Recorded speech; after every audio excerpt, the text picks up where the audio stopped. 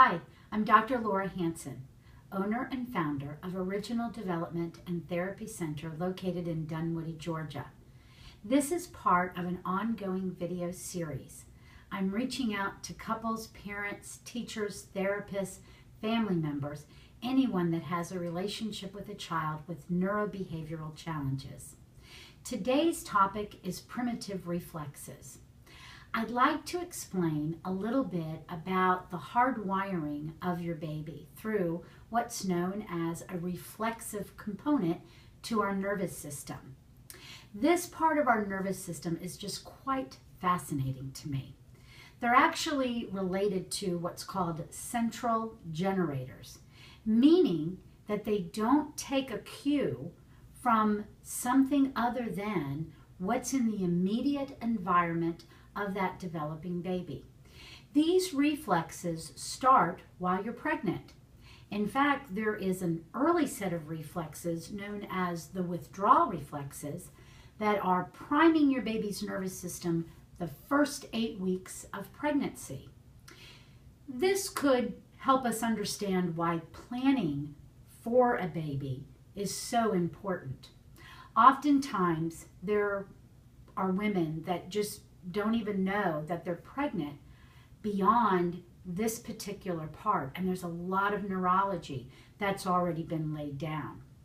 Now, many of us have been in that situation, so it's not to put any guilt in a person's mind whatsoever. This is about education.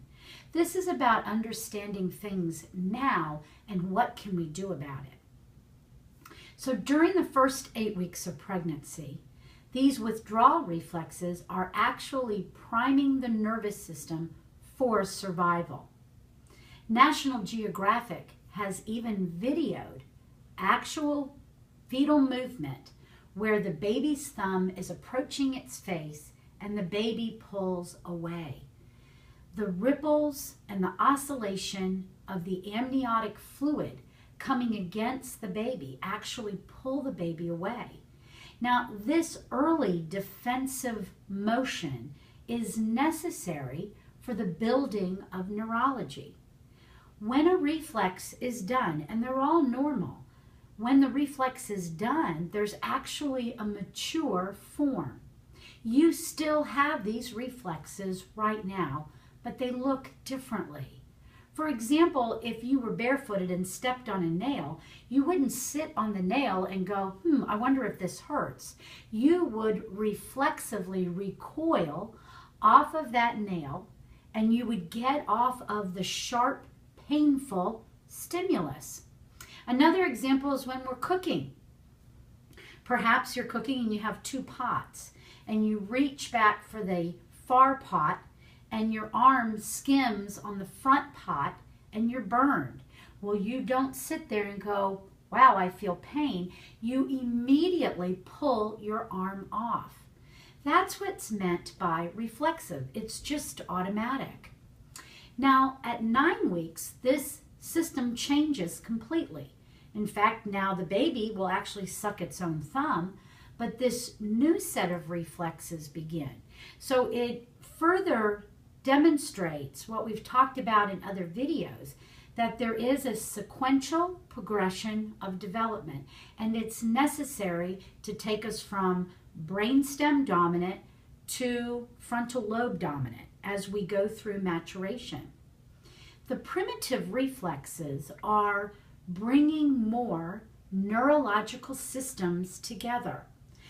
In a video we were talking about with pregnancy and delivery, I referred to the Moro reflex, so I'm going to highlight that particular reflex in this video.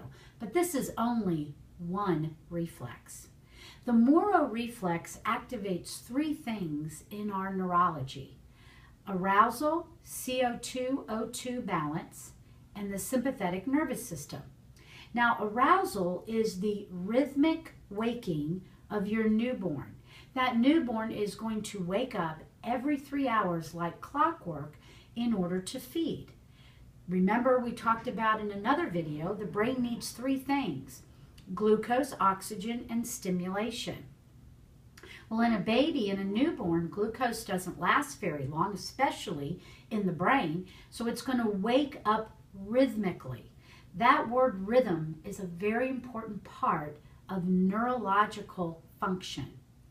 That baby is also establishing supply and demand. So if you're breastfeeding, you need to allow that baby to nurse as much as possible, because even if you think the baby's full, sometimes babies are using the breast as a pacifier, but it's also setting up supply and demand for the entire time that that child will breastfeed. So this is all part of neurological function. We'll pick up on breastfeeding in another video. That CO2-O2 balance, that baby must have the right amount of oxygen in its body. And if the CO2 gets too high, it's going to elicit this reflex.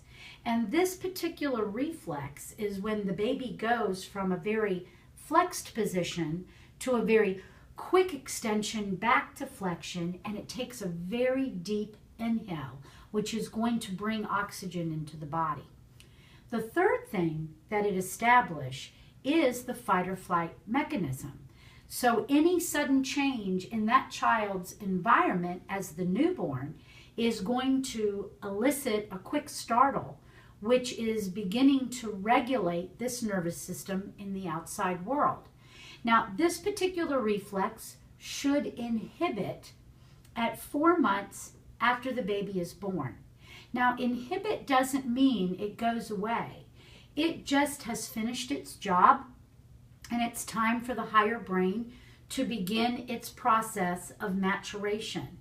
Now, if this particular reflex does not inhibit as expected, those same types of problems are demonstrated in older children, like anything that has a sudden change startles or takes that child off its normal course, or just makes it unsettled, leading to more anxiety and worry.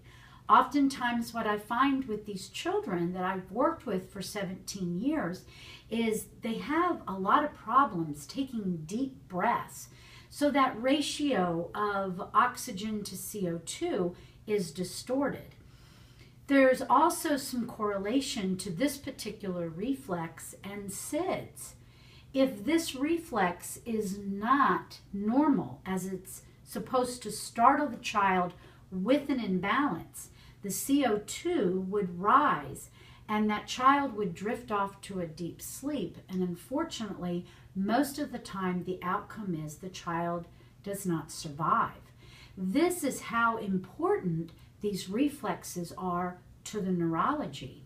So this is just a snapshot into what primitive reflexes are all about. I happen to be a licensed practitioner for the Institute of Neurophysiological Psychiatry.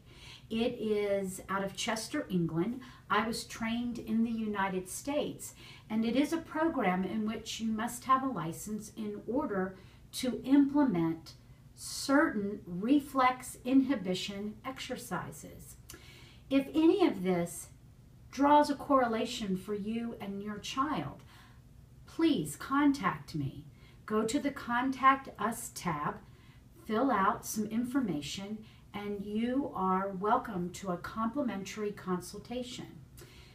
Just to conclude, that's only one reflex that we touched today. There are many, and every one of these play an integral part in the wiring of us as human beings. The third set of reflexes are known as the postural reflexes. Those reflexes are your ability to hold your head upright in gravity from the time you start as a newborn throughout your entire life. So again, this is just a peek into a very important part of neurological wiring. Thank you.